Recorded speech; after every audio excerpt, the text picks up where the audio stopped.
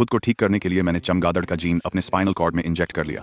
किसी भी अनकंट्रोल हादसे से बचने के लिए मैंने मार्टिना से कहा कि वो मुझे लैब टेबल से कसकर बांध दे, लेकिन फिर भी जो नहीं होना था वही हो गया। अचानक एक भाड़े का सैनिक लैब में घुस आया और मार्टिना का ध्यान भटक गया। जब उसने दोबारा मेरी तरफ देखा तो मैं गायब था। वो घबराकर अंदर भागी और देखा कि मैं छत से लटका हुआ था। मेरे मुंह में डरावने नुकीले दांत थे और मैं बेकाबू होकर गुर्रा रहा था। वो सैनिक सन्न रह गया। उसकी आदत के मुताबिक उसने गोली चला दी। बस यही बात मुझे और भड़का गई। मैं उस पर झपटा और पागलपन में उसे नोच नोच कर मार डाला। मार्टिना जल्दी से स्टील का दरवाजा बंद करने लगी, शीशे पर जोर जोर से मारते हुए मुझे होश में लाने की कोशिश कर रही थी। तभी बाकी सैनिक भी पहुंच गए। सबकी बंदूकें मेरी तरफ थीं। मार्टिना ने उन्हें रोकना चाहा, लेकिन किसी ने उसे जोर से मार दिया और वो बेहोश हो गई। उसे जमीन पर गिरा देखकर मैं पूरी तरह बेकाबू हो गया। मैंने बुलेट प्रूफ शीशा तोड़ा और लैब से बाहर निकल आया। मुझे लगा मार्टिना मर चुकी है। गुस्से ने मुझे पूरी तरह अंधा कर दिया।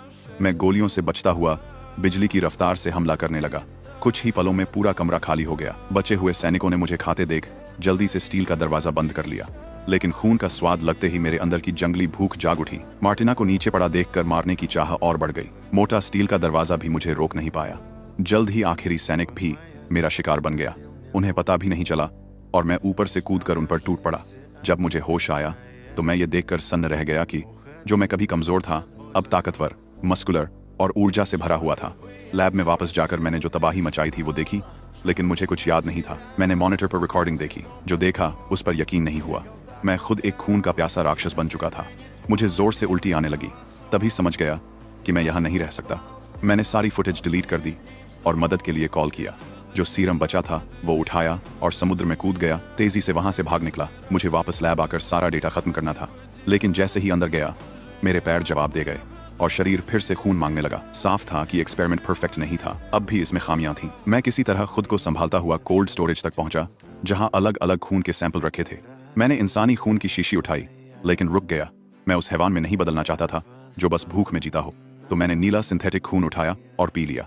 उससे मेरी भूख दब गई। नॉर्मल होते ही मैं अपने नए स्वस्थ शरीर की खुशी में डूब गया। इतना खुश कि लैब नष्ट करना लगभग भूल ही गया।